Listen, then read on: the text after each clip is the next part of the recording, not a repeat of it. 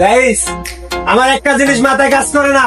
পদ্মা সেতু, মেঘনা সেতু, যমুনা সেতু সব নদীর উপর দিয়া, আর এটা নদীর তলদেশ দিয়া কর্ণফুলী টানেল। সবচেয়ে বড় বিষয় কি জানেন? ব্রিজের উপর দিয়ে আবার জাহাজ চলে। তো আজ দেখতে থাকেন, কর্ণফুলী ব্রিজটা পুরোটা দেখাবো। টোল কয় টাকা নেয়, পুরো ভিডিওটা সম্পূর্ণ দেখবেন।